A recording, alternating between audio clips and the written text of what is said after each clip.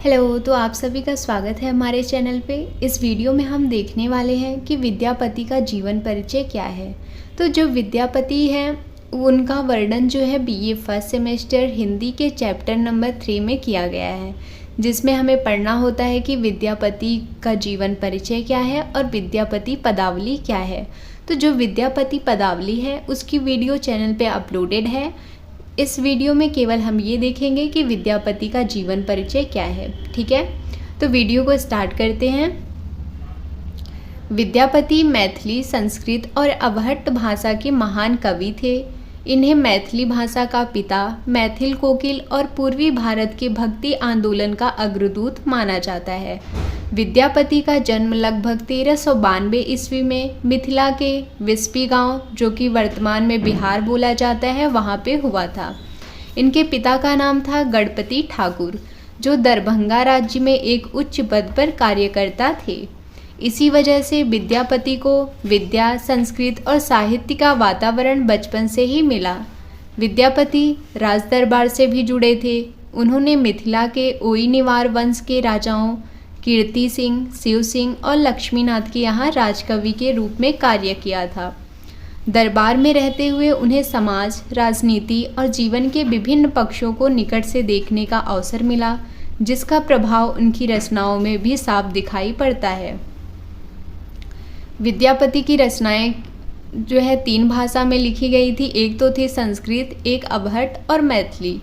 तो संस्कृत भाषा में उनकी रचनाएं हैं भू परिक्रमा, पुरुष परीक्षा, लिखनावली, प्रमाण, भूत पुराण संग्रह। उसके बाद अवहट्ट की रचनाएं हैं कीर्ति कला और कीर्ति पताका। मैथिली की रचनाएं हैं विद्यापति पदावली, गोरक्ष विजय। तो जो विद्यापति का काव्य था वो मुख्य रूप से 2 धाराओं में मिलता था, यानी कि उनके जो काव्य थे, एक काव्य में तो उनका प्रेम और श्रृंगार का वर्णन दिखाई देता, और जो दूसरी रचनाएं थी उसमें जो है उनकी अनन्य भक्ति और शिव की उपासना का वर्णन दिखाई देता है। तो उनके एक रचना थी मैथिली पदावली, जिसमें राधा कृष्ण के प्रेम, विरह, मिलन और सौंदर्य का अत्यंत मधुर वर्णन दिखाई देता है। और दूसरी ओर उनकी एक संस्कृत रचना है शैव सर्वस्व सार, जिसमें शैव भक्ति की उत्कृष्टता दिखाई देती है। अब उसके बाद बात करें विद्यापति के भाषा की, तो विद्यापति त्रिभाषी थे। उन्हें जो है 3 भाषाएं आती थी, मैथिली, संस्कृत और अवहट्ट। और जो उनकी भाषा थी उनमें संगीतात्मक सरलता, भावपूर्णता और मधुरता दिखाई पड़ती थी। विद्यापति की रचनाओं ने बंगाल, उड़ीसा और बिहार की भक्ति परंपरा को गहराई से प्रभावित किया। चैतन्य महाप्रभु तक विद्यापति के पदों से अत्यंत प्रभावित हुए थे। और विद्यापति का निधन लगभग 1448 ईस्वी के आसपास माना जाता है। उनका साहित्य आज भी मैथिली और भारतीय भक्ति काव्य की अमूल संपत्ति है। तो ये था विद्यापति का जीवन परिचय। उसके बाद बात करेंगे कि विद्यापति के काव्य में ऐसी कौन सी विशेषताएं थी जिसकी वजह से लोगों को उनके काव्य पसंद आते थे।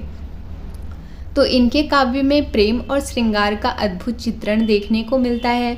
तो विद्यापति को श्रृंगार रस का अनन्य कवि भी माना जाता है।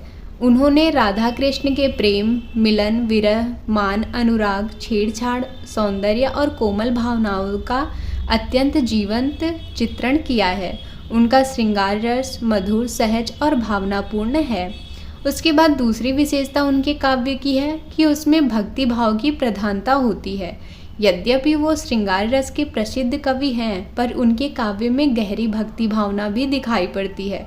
विशेषता उनकी संस्कृत रचनाओं में शिव की भक्ति का अद्भुत रूप व्यक्त किया गया है। भीषण भैरव स्रोत, शिव स्रोत, रत्नाकर आदि रचनाएं उनकी भक्ति भावना का प्रमाण है।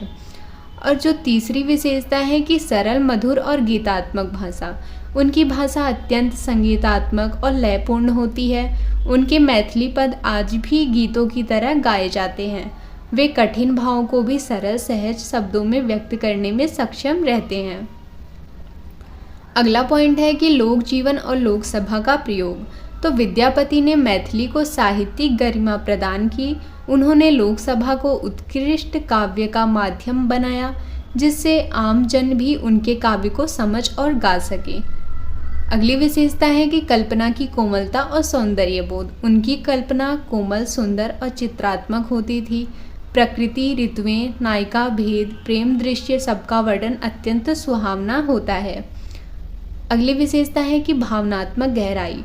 तो विद्यापति के जो काव्य होते थे उनकी भावनाओं की सच्चाई और गहराई विशेष रूप से देखने को मिलती थी।